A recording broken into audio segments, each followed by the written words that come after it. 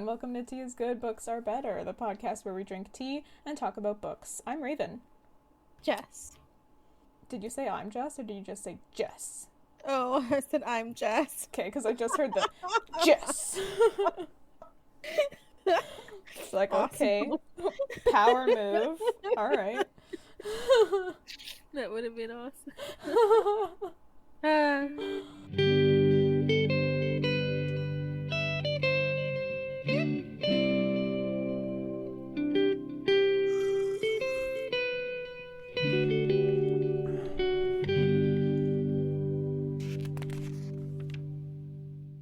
I don't even know how to start this one, but I guess we can start with tea. What are we drinking today? My usual lemon, ginger, honey. Jeez Louise. You're so like that predictable. I sure am. I think I'm also becoming predictable because I have my vanilla nut cream again with oat milk and honey. Ooh, fancy. I haven't tried that one yet. It's bomb. It's decaf, I'll but try it's to bomb. remember. Next time I come over, I'll Yeah. try to remember it. Yeah. Where did we leave off our characters, Jess? In A Storm of Swords. Catelyn makes sure that they are fed when they arrive at the Twins to evoke the laws of hospitality. Rob apologizes to Lord Frey's daughters, and Lord Edmure is introduced to Lady Rosalind. Yep. How do I put this off for as long as possible? How's life, Jess? What's going on? Let's get to the murder. Okay. I will not cry. I will not cry. Fuck. Hey.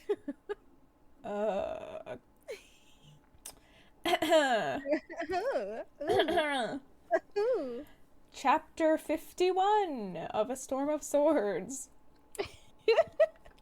is Catelyn. It sure is. Fuck off. Where is she?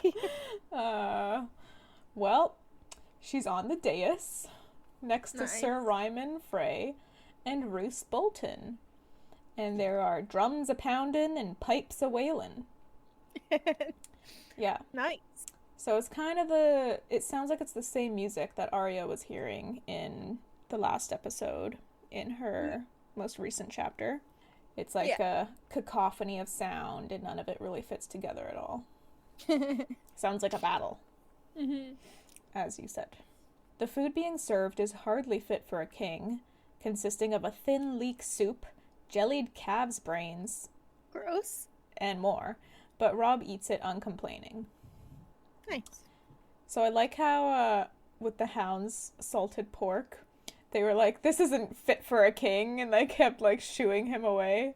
It's this crap. But the food inside is, Trillion like, brains. literal garbage. So Edmure spends most of the dinner stealing kisses from his new wife and sharing food with her. At Walder Frey's request, Rob dances with each one of his daughters and compliments their dancing to Sir Ryman, but Sir Ryman is drinking heavily all throughout the dinner and doesn't care about Rob's words. How very sus. I guess it's not that sus. It's a fucking wedding. People get smashed. Yeah, they do. Speaking of getting smashed, Oh. the drink is flowing quickly and the Great John is roaring drunk, much to Kat's discomfort. She would have preferred him to stay sober. Small John Umber and Robin Flint, at least, are not drinking. They are seated near Rob. Patrick Mallister and Daisy Mormont are also sober, and the four of them are acting as Rob's guards tonight. Kat thinks that a feast is not a battle, but there are always dangers when men are in their cups. True. When the wedding feast began, Lord Bolton made a toast to Lord Walder's grandsons, pointedly mentioning that Walder and Walder are in the care of his bastard son, which was clearly a concealed threat. Which is interesting that there's some tension there between Bolton and Frey, and, like, we don't really know what's going on with it. No. Right? I'm not Not missing yet. something, right? No. Okay. There is threats. Cat looks forward to the end of the feast and retaking the north. She does wish Greywind was here with Robb, but Walder Frey had refused to allow him in the hall, especially after what happened at the gates. At one point, Lord Bolton leaves to find a privy, and Robb takes his place next to Cat, reminding her this farce will be done in only a few hours. He then leans across to Sir Ryman and mentions that he'd hoped to ask Olivar to squire for him when they marched north. Olivar was devoted to Robb, Cat remembers. Robb had told Cat that Olivar wanted to remain with him even after he'd married Jane. Olivar is a Frey, I believe, right? I think so. Was Oliver his, original squire from when they first made the deal with the Freys? Oh, I don't remember. Why would he have left then? I guess, did he leave with the rest of the Freys when, Ooh, yeah, that probably happened. when they ditched at River Run or whatever? Yeah. Interesting. Okay, so that makes sense. Sir Ryman drunkenly Okay. Rewind. Sir Ryman drunkenly says Olivar is not here. He is gone from the castles for some duty.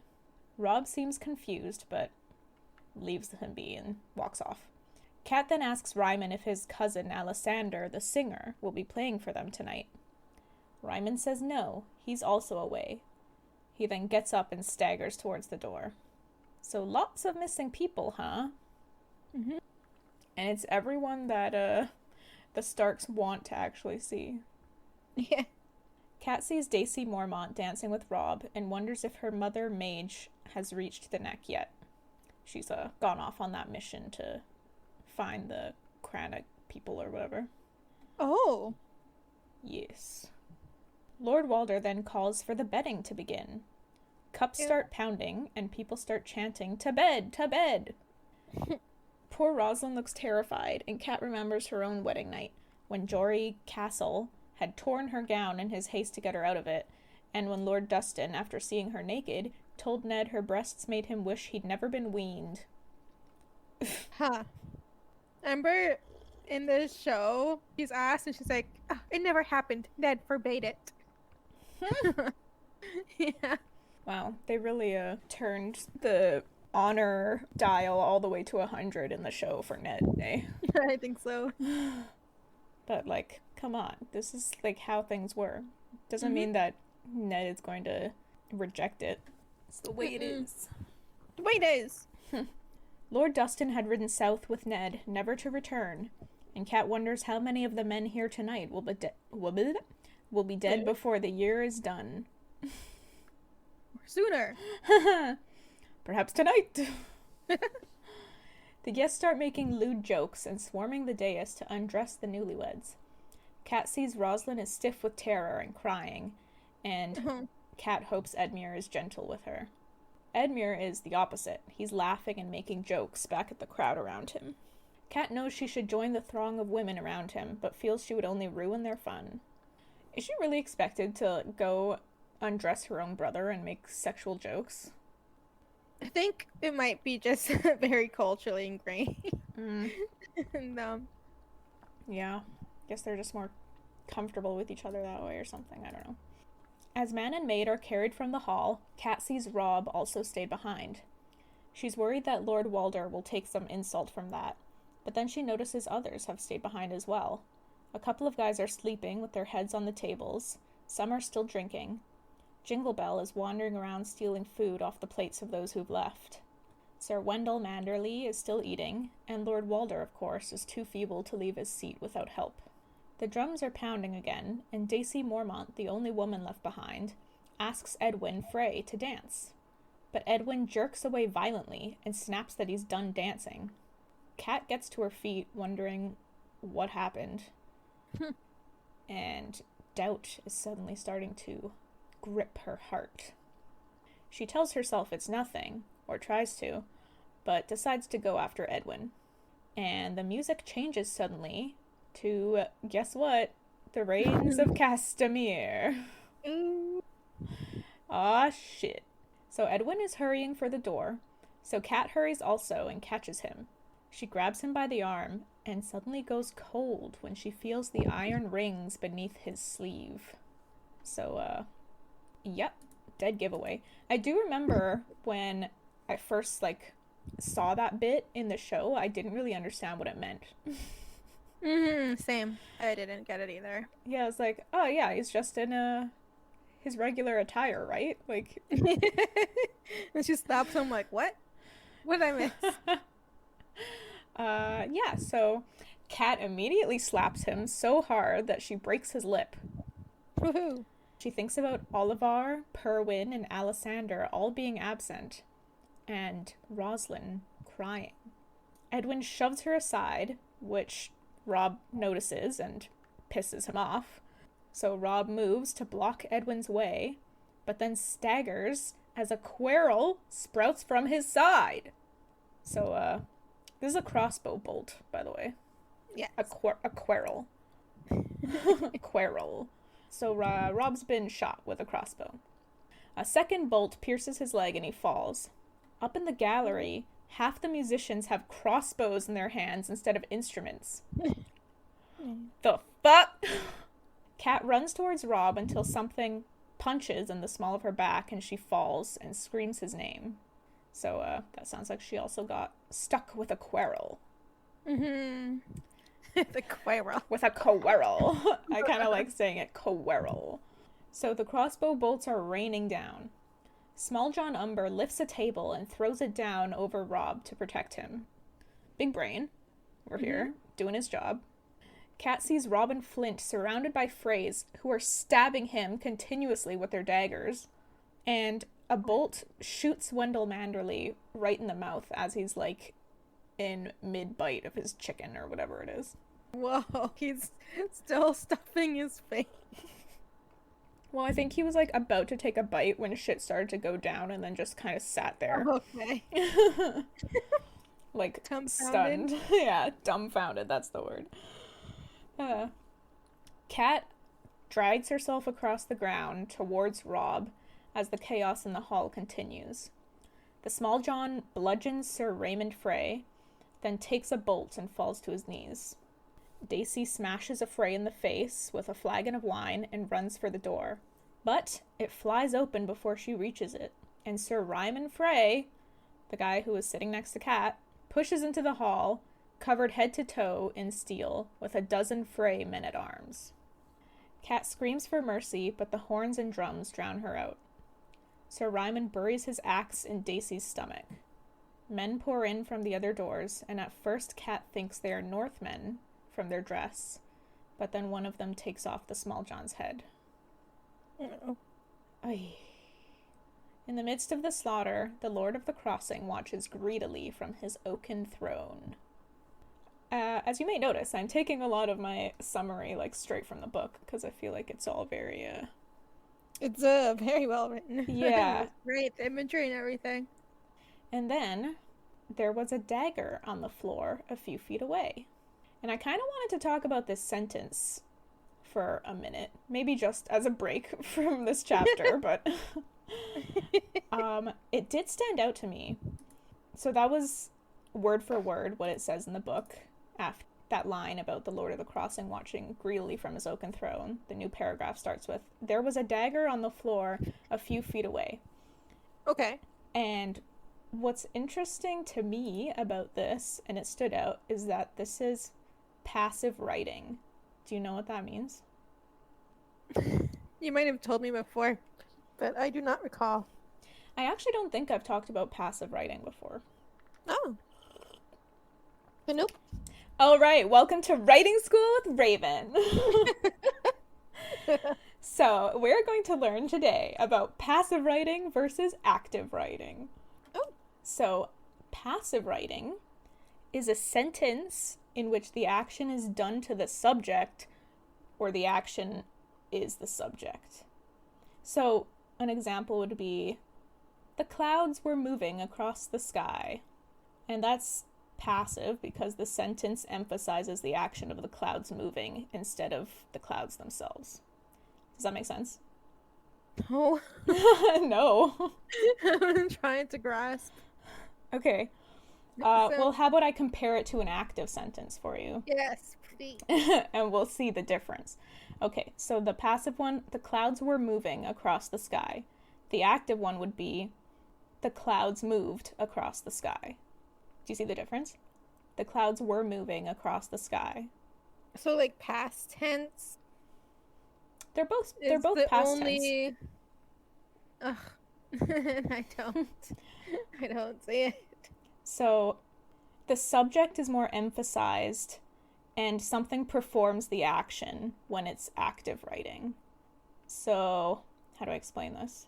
The clouds were moving across the sky versus the clouds moved across the sky. Does it feel like more powerful to you? The clouds moved across the sky. So the clouds are now what's emphasized, and they're performing the action of moving instead of just being kind of dragged along. The clouds were moving. So the clouds are moving across the sky is the passive one? Yeah. And the clouds... I guess the other one is, like, more direct to me. Yeah. Like, it seems more direct. It is. Okay. So... So if we're thinking about the dagger one, there was a dagger on the floor a few feet away. The dagger's kind of just there and existing. It's not doing anything. Nothing is, like, being performed except the fact that it's existing, right? Yeah. So okay. if you were to activate it, it would be more like, Cat saw a dagger on the floor a few feet away. So that would change Cat would be the subject instead of the dagger, but there's actually an action being performed there of her seeing it. Okay. If you wanted to keep the dagger as a subject, he could say something like, a dagger skittered to a stop a few feet away. So then the dagger is, like, flying across the floor, right? Mm-hmm. Or it could even be something like, a dagger lied on the floor a few feet away. So now the dagger is lying there. And that's its action. Okay. Are you just pretending to understand? I'm a little bit less confused. But still confused. No, it took me a really long time to kind of understand it. When I was, like, in school, I would have notes all over my work that says, like, activate this sentence, and I'd be like, what? How? What? Oh my god. So passive sentences are generally considered to be weaker than active sentences. Okay. You noticed it was more direct, the active sentence. And yeah, they're generally considered more concise, stronger, and, like, more to the point. So I was kind of surprised to find a passive sentence, especially in this chapter. Oh yeah? Yeah. I guess so. Without the action. 'Cause it's like everything's kind of really intense in this chapter. So I would expect, like, mostly active sentences, which it is. It's mostly active sentences, of course, but that one just, I guess, jumped out at me because it was the start of a new paragraph. And I was like, oh, passive sentence. Okay. Ooh. But then that made me wonder if George kind of did it on purpose to, like, balance out the chaos of the chapter. Oh. Would that balance out the chapter?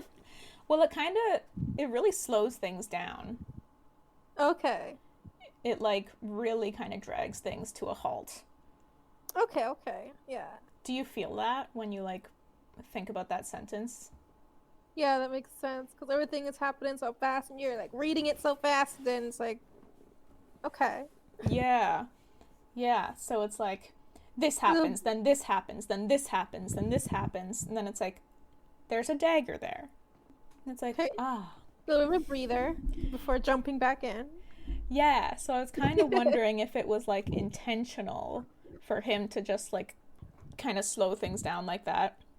But could very well be.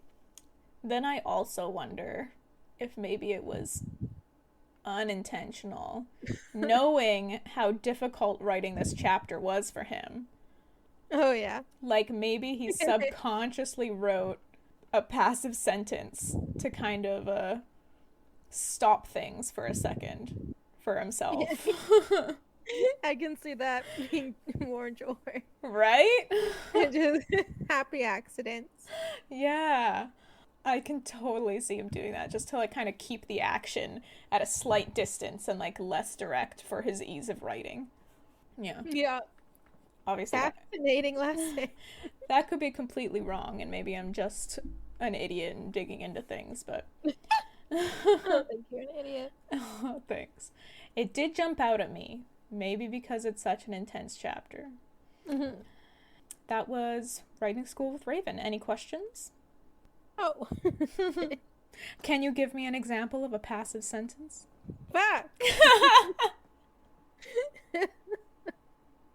No. That's fun. All right. Back to the shit. There's a dagger on the floor. Nice, nice. So Cat crawls towards the dagger, tasting blood in her mouth and vowing to kill Walder Frey. Do it. Jingle Bell is hiding under a table near the dagger, but he just cringes away when Cat snatches it up. Then the table that the Small John had flung over Rob shifts, and Rob struggles to his knees. He has a bolt in his side, a second in his leg, and a third through his chest. Mm. The music stops when Lord Walder raises his hand, and Cat hears the distant howling of a wolf. Grey Wind. Lord Walder cackles and says he will apologize to Rob for killing his men. That will make it all better. Yeesh. Oh. Awkward. Cat grabs Jingle Bear. Jingle Bear. Okay. Jingle Bell by the hair and drags him out from his hiding place. She screams at Lord Walder to stop this madness as she presses the dagger to Jingle Bell's throat. She begs Walder to let Rob go. He's her only son. Oh, sorry, go ahead. That everything she says in this part is exactly what she says in the show. Is it really? Yeah, like word for word. How do you remember exactly what was said in the show? What is the steel trap of a memory that you have? What the fuck? Because it's an intense episode I've seen several times. Bro, I think I've seen it once. Oh, really? Oh, you're pumped to see it again with Eric this time? I am very... The I feel like opposite? No, I am. I'm excited for his reaction, but I want to get his face cam for that one. For sure. Mm-hmm. Yeah. So, that's a fun fact. Thank you. She begs Walder Frey to let Rob go. He's her only son, her first and her last.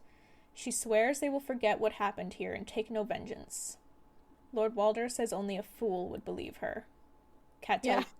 I mean, yeah. You're not just gonna let that go. Nope. Cat tells him to keep her for a hostage, but let Rob and Edmure go. If Edmure is not dead. Rob whispers his disagreement, but Cat just tells him to get up and walk out.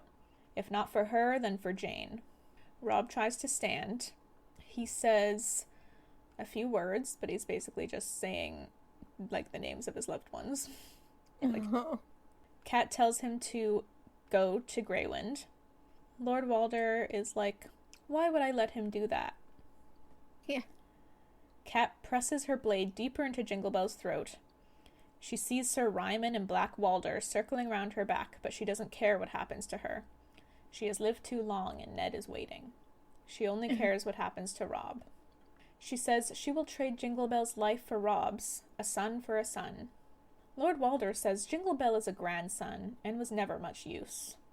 Then a man in dark armor and a pale pink cloak spotted with blood steps up to Rob, says Jaime Lannister sends his regards, and stabs Rob through the heart. Who the fuck is this guy? Was that Bolton? Yeah. Roose? Yeah. But then I'm like, how does Cat not recognize him? Unless he's wearing a helmet. Sure. Because Roose Bolton was wearing a pale pink cloak. Mm-hmm. Maybe she's like too, I don't want to say stressed out. I mean, I get what you mean, yeah. Panic mode to like recognize people at this point. Yeah, but she's also like, she's recognizing Sir Ryman and Black Walder circling around her back, so. Sure, true. Got me there. It seems kind of iffy that she wouldn't recognize Bolton. So it has to either be Bolton in a helmet, which I think is more likely, or some other person who somehow has the exact same cloak as Bolton, or took Bolton's cloak. And knows Jamie's regards. And who did Jamie speak to? Yeah. Yeah. Everything says it's Bolton. I think we know it's Bolton. Okay, yeah, so Rob gets fucking murked. Oh. And then what? Fucking murked. I'm trying to put it at a distance, okay? I was like crying while I was reading this. So, Cat saws at Jingle Bell's throat until someone takes the knife from her. Her tears burn and she thinks of her children and her pain, begging Ned to make it stop hurting. Oh. The blood flows down her arms, which is tickling her skin, and it makes her laugh until she screams. Someone says she's gone mad, lost her wits. Yeah. Then someone grabs her hair as she had grabbed Jingle Bell's. And her last thoughts are, no, don't cut my hair. Ned loves my hair. And then, Cat gets fucking murked. Her throat is lashed. Yep. The steel is at her throat, and its bite is red and cold. Bruh. Yikes. My god. And, that is the Red Wedding. Yep. It's the end of that chapter, and that is the end of Robb and Catelyn Stark. Bruh. R.I.P. Well, there's not going to be any R-ing in the IP for Catelyn, I don't think. No. Okay. So I have... Yeah, go ahead. Oh. I have like a million things that I need to talk about with this chapter. Okay. But okay, I feel like mine are very like picky. Are yours more... Okay. I remembered paid attention to the description of the tears burning through her face. Mm-hmm. Which I think has Rowling Snyder. Oh. And also, I remember when we had that conversation about why the fuck Catelyn was a chapter instead of Rob. Mm-hmm. Like a whatchamacallit. And I think like if he was planning this from the start, then I would get it. Of writing from her point of view. To like watch her whole family just fall apart, all of her kids die. Watching her oldest become a king and then get murdered in front of her eyes. Mm-hmm. Like, it's extremely heartbreaking to read it from the mother's point of view. I think you're right. I think that the... how do I put this? The book and the show, if we're comparing them, they're both very powerful in their own way with the Red Wedding. Yeah. But I think last week you said that this chapter is very cinematic, and I don't know if I agree with you there. Yeah? Because I feel like the show the show is obviously going to be cinematic because it is. It's all visuals. So we're like watching these people that we love get fucking slaughtered. Yeah. Whereas I think in the show, everything is from Kat's perspective, and she has like... Sorry, yes. In the book. My bad. In the book, everything's from Kat's perspective, and she has this one goal of saving Rob, and everything is about that. So I think it's more internal. Obviously, we see a lot of her, of like the people dying around them, but I think a lot of it is about just her intentions and her fear. Okay. Yes. And obviously you can put that in a show. We can see her trying to save Rob in the show, and we can see their fear in the show, but it's different when you're in their head, right? Yes. And it's also very different when you can literally see with your own eyes the blood spurting out of their throats, and like that's gonna be different from the book. The horror of realizing that you and everyone you love is gonna die. I mean for the viewer / reader. The show or readers? So the reader, like that's something like you get from her point of view that you don't get really from the show as much, I think. Like just the horror. Yeah, what I'm trying to say is that visuals are very, very effective because we're visual creatures. And so the show is going to have something that the book cannot have. And it's that trauma of watching everyone die. Like literally actually watching them. Obviously there's a different type of trauma in the book. I would call the show like more traumatizing and the book maybe more horrifying. Okay. Yeah, that makes sense. As you said, it's like it's the heartbreaking part of it, just like her trying so hard and it's just failing over and over. Yeah. And we hear her like goals for the future. We hear her think, we don't hear it. We read that she's thinking about like, oh, I can't wait till we can go back north and blah blah blah and that sort of shit. Like she was briefly thinking about who Rob wanted her to stay with, and she was like, "Oh my god, it's gonna be dreary, blah blah." But better than what was gonna happen. That's the kind of shit that like, oh, it makes it hurt. It makes it hurt so bad. It does. Sorry, I completely forgot what you had said that made me say that. Something about it being cinematic. Oh, yeah. Yeah. Yeah. So it has its like cinematic moments, but I think I meant just like the description of like all the chaos going around. Like, I guess cinematic might not have been the word. He definitely handled the chaos really well. I mean, maybe that's why that passive sentence in there, because it's like, it feels really chaotic and it's a lot happening all at once.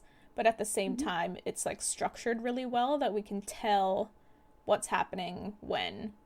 And it's not too confusing and the sentences aren't like annoying and repetitive and short like they could be for, you know, actions that are happening one after the other.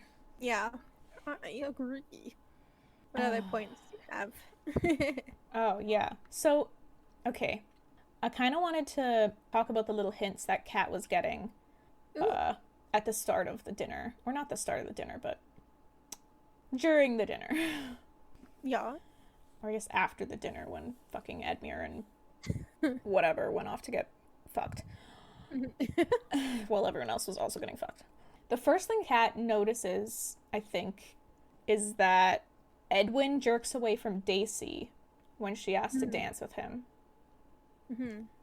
So that part I didn't, like, I have some guesses, but how is that a clue? What do you think that meant? His face refusing the dance and like stomping off. I think, how is that a clue? I think just because goes against their etiquette of proper behavior. I think she picked up on that was weird and immediately went to holy shit, oh no. So why do you think Edwin jerked away from Daisy? I think he was probably stressed out because he knew, okay, now is the time that we're supposed to kill him. Like after they take Edmure away with Rosalind and probably take him down to the cells. Like straight to the dungeons, naked. Like that the plan was like soon as they take him away, then we kill them. Right. So he was probably like stressed and like no. Yeah, like get maybe the fuck more off people of me. stayed behind. Maybe more people stayed behind than were meant to stay behind. To like more of Rob's his multiple men's. Yeah. He got up and he closed the door, right? And locked them. Is that what he did? Edwin. He went to the door. I don't think we see what happens with Edwin after Rob tries to block his way. Edwin was trying to leave. Or maybe he was trying to lock the door, but I don't know. He was heading for the door and Rob ended up blocking him. So I'm not quite sure what his intentions were, but maybe he was leaving to go get, like, armored up. Yeah. Just like Sir Ryman. Ooh, or grabbing a sword. Probably both. Mm-hmm. I was also thinking maybe that's another reason why he didn't want Daisy to touch him, was because he had the chainmail on. Ooh, oh yeah. So He if was already wearing chainmail, and he's not gonna be getting dressed. that's Oh true. yeah, he didn't want her to touch him because it would have given everything away. Yeah. So that could also be part of it. But yeah, I think you're probably right too. Like he just he's like I got shit to do. Get the fuck off me, woman. He's stressed. Yeah. They're about to do some murdering. The king. This is a stressful job. Mm-hmm. Mm-hmm. Murdering a king, casual Saturday night dinner. It's not every day you kill a king. Ooh, I just thought of something. Ugh. It's not book related. Okay. I mean, anyway. Is it? Okay. Do you know that there is a word that means to kill a king? I think I might have heard of that, Dude, but I don't know it. it's like my favorite word of all time. Tell me. Regicide. Oh, Isn't nice. that nice? Yeah. What a cool word. Dude. Regicide. Pretty awesome. That is probably my favorite word. I'm into that. I have yet to use it. But I will use it in a novel. Nice. Do you have a favorite word? I do not. I always like the word Senate as well.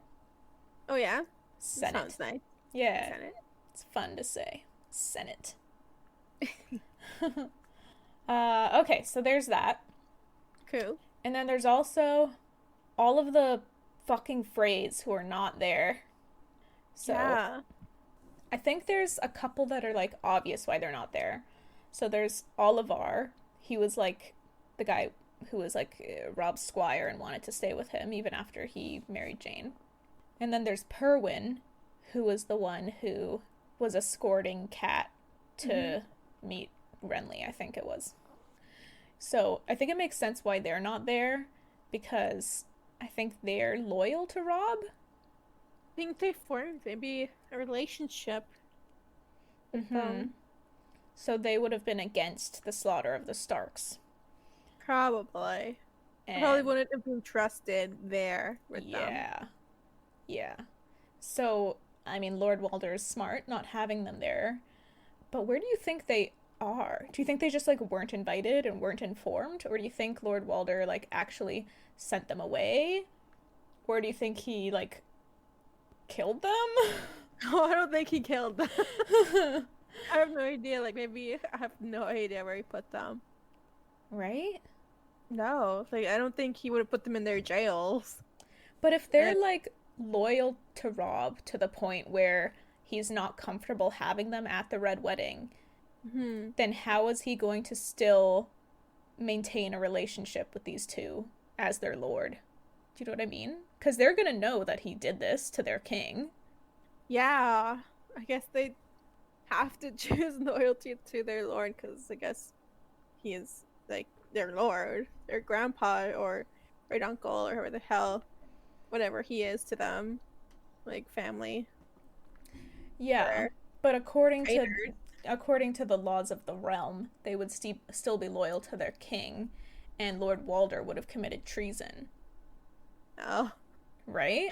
He probably just twisted it so that betraying them was worse than the treason. Oh, you're probably right. You're so right. Like a narcissist. You are so right. Manipulating them all. Yeah. But my best guess is that he did actually send them on missions just to like not be there. But I am curious about what his plans are for like when they return. For them, his plans for them specifically. Yeah. And then there's also that Alessander guy. I don't remember Alessander. So Kat asks Sir Ryman when she's sitting next to him. She asks if his cousin Alessander, the musician, is going to be here. And then Sir Ryman is like, "Oh no, he's he's also away. And then that's when he gets up and leaves. So I was like, who the fuck is Alexander? And why is he not here? Like, obviously Lord Walder's also keeping him away for some reason, but why him? We don't know anything about this guy. Who the fuck is this Alexander? Ooh, I don't know. I don't remember who Alexander is. Was he mentioned before?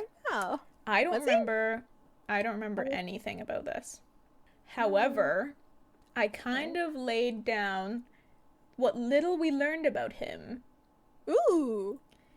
And I think I might have figured something out. So, I have a couple of theories. Okay. We know that Alexander is a musician. We know that Simon is his son, and Alex is his sister. No, sorry, he is Simon's son, and Alex is his sister. And that's all that we know about him. Yikes. He's a musician, he's Simon's son, and Alex is his sister. And these guys are Freys, right? Alexander, Simon, and Alex, I believe, are Freys. I mean, Alex is a woman, so she might not be a Frey anymore, but yes. Okay. We might come across... Oh my gosh, I have to write down those names. Yes, write them down. Okay, but I did notice Alex, his sister, is there. Alex is there, and she's dancing with Robin Flint.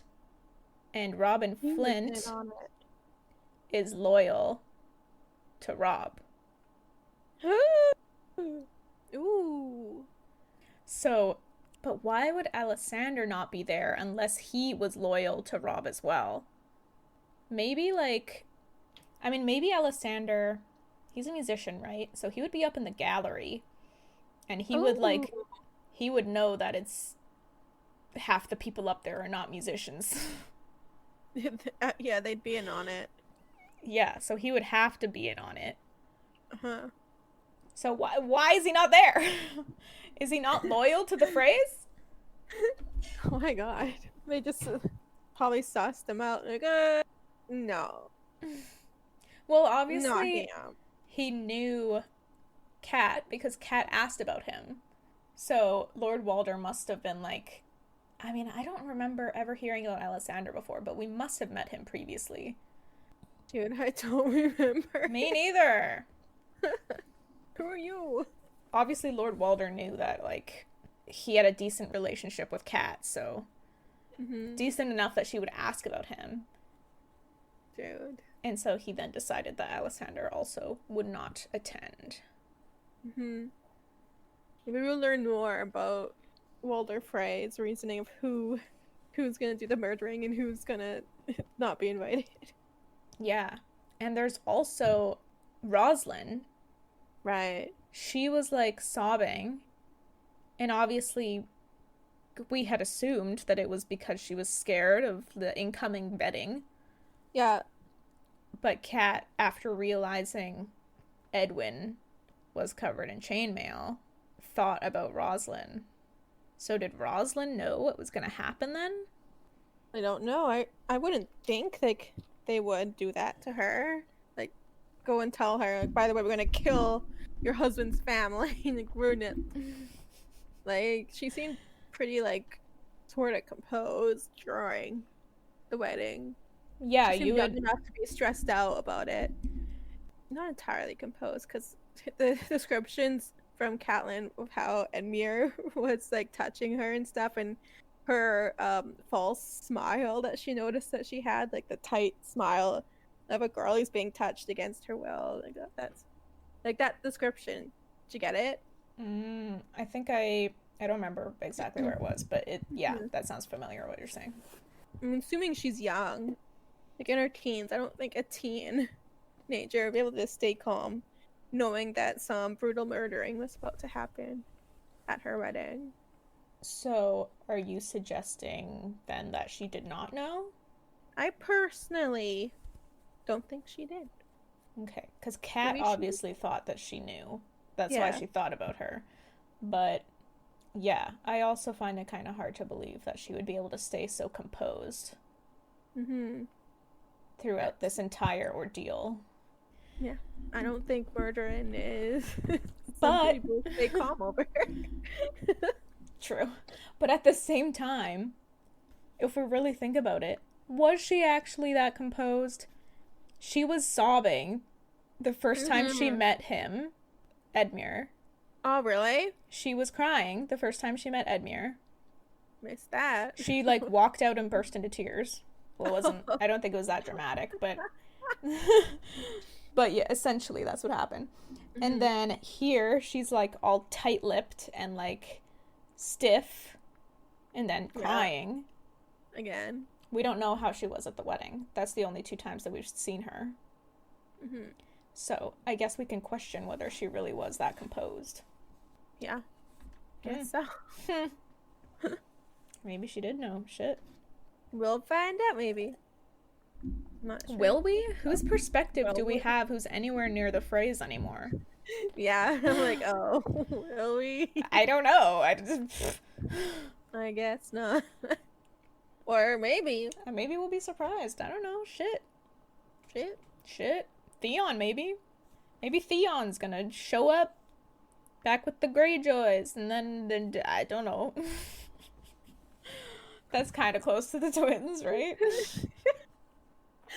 Fuck. No. Okay, so then there's the people that Cat mistook for Northmen in the midst of the slaughter. So they all marched inside, and for a second she's like, oh, thank God we're saved. Yeah. Right? Because they look like Northmen. But they ended up taking off Small John's head. So, I'm wondering then, were they Bolton's men? Because Dreadfort men and Karstarks would look like Northmen because they are Northmen. That's probably what it was. It was Northmen. Yeah. Karstarks weren't there, were they? Yeah, those were the ones that Bolton brought across the Trident. Oh. Oh my God. Yeah, he brought the Dreadfort men, and he brought the Karstarks, and a third of his force was left behind and got killed by the mountain. Uh-oh, guess it was the ones who were loyal to Robb. Oh my God. Good night. Oh my God. R.I.P. He took across the Dreadfort men and the Karstark men first. Yup. On purpose. Sure. He did. Oh my God. Man, Robb was duped. He was duped. Oof. I mean, he made a huge error. Yup.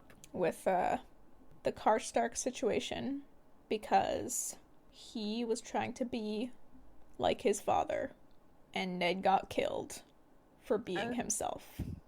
You learn that honor doesn't always have its perks. Yeah, no. If you are honorable playing the Game of Thrones, you're gonna die. Yeah. So, there was that. And then obviously his mistake with Jane. He lost the phrase. He lost the Karstarks. Yep. The Dreadfort men, the Boltons, I can't say what their reasons for betraying him were, other than, like, greediness or selfishness or, like, picking the winning side. Yeah, that's definitely it. They were picking the winning side. They knew Robb was going to lose.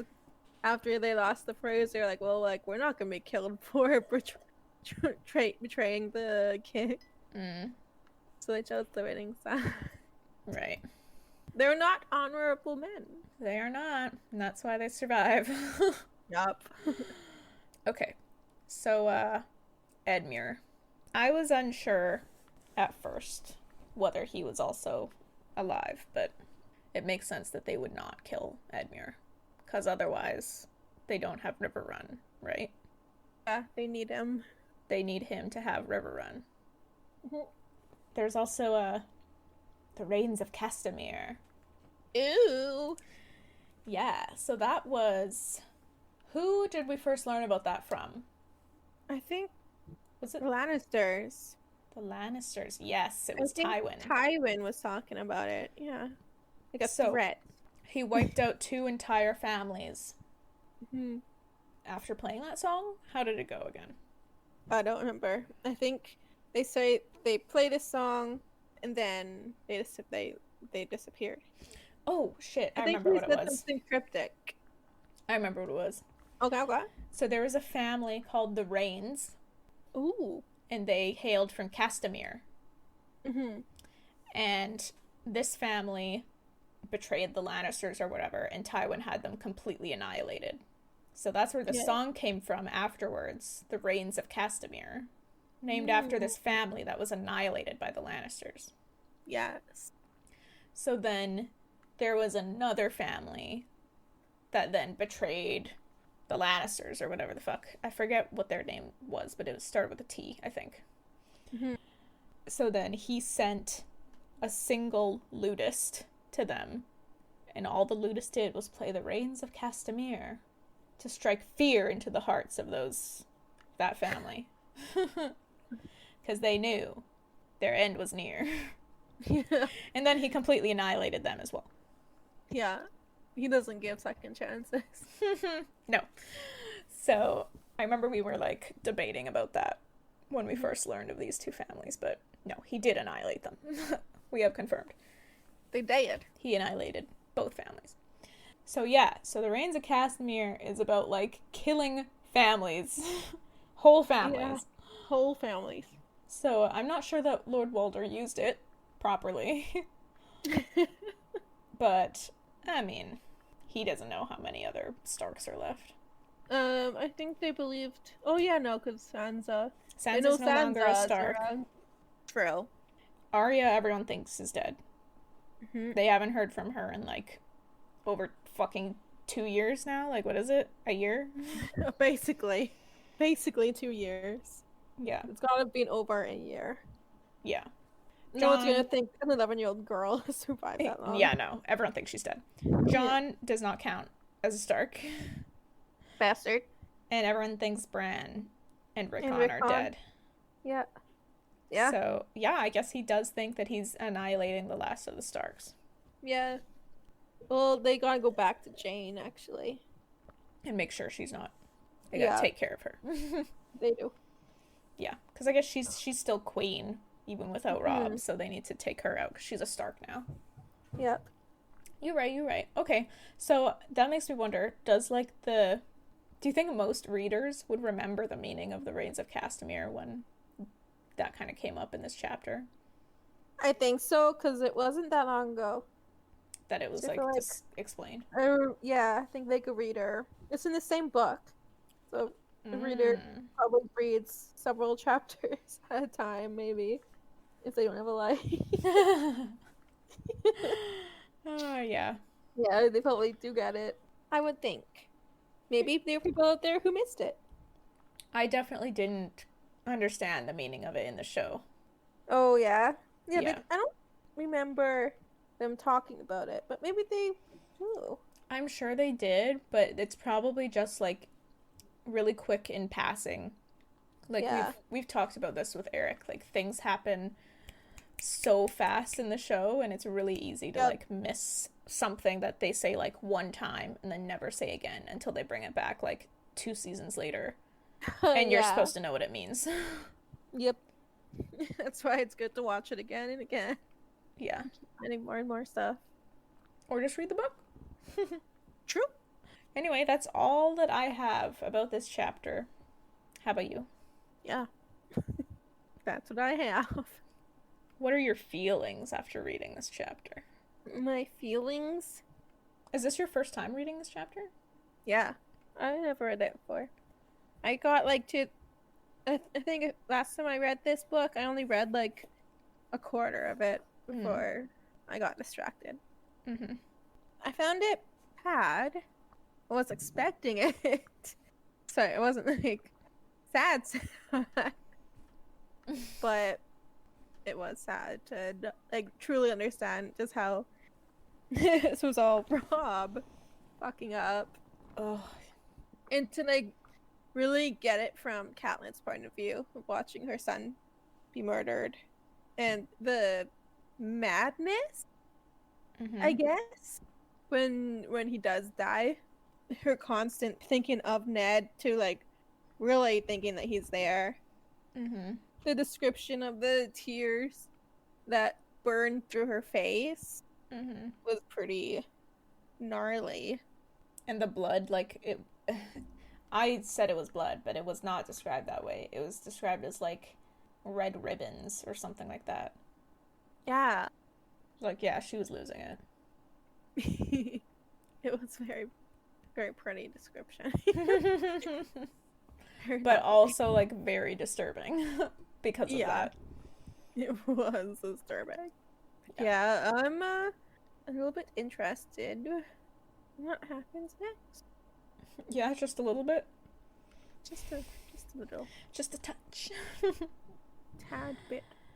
This chapter was, I think it was exactly what I expected it to be. Mm-hmm.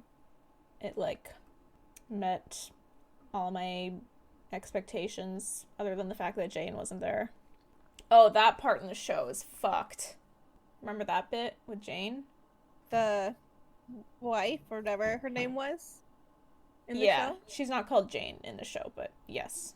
The one who is technically Jane. The chick from Volantis? Yeah.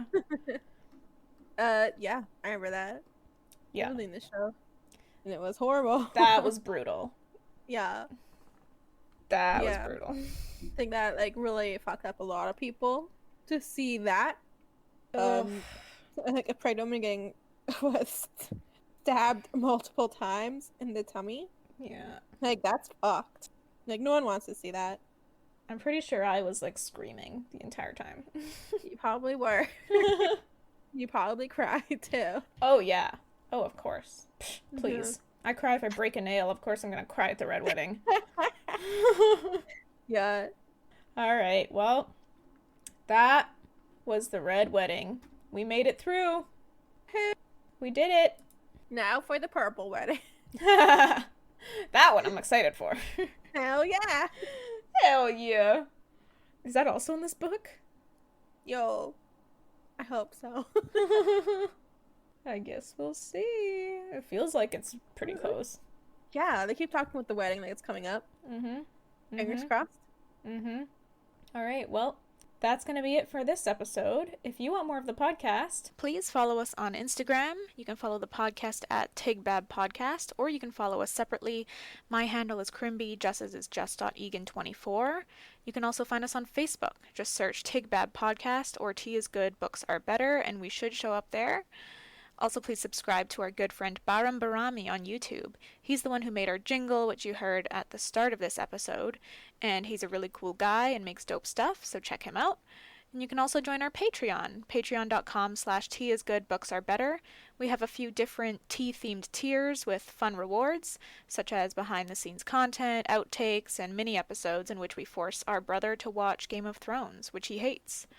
So you will be getting something in return for your contribution, and you'd also be helping us improve the podcast with better equipment, but we also just appreciate you listening. And please don't forget to share the podcast with your family and your friends. It is the best way for us to grow. R.I.P. Starks. R.I.P. to the Starks. It's gone now. Pour one out for a good one. A little bit of my tea. Sip a little tea, pour out a little tea. That was for Rob and Catelyn. See you in the next one. See you in the next one, where we deal with the fallout of the Red Wedding. Yeah. Arya is next. Remember, she's still there. She is right outside. She's right there. All right. That's it. Bye-bye. Thank you for listening. Bye-bye. Bye.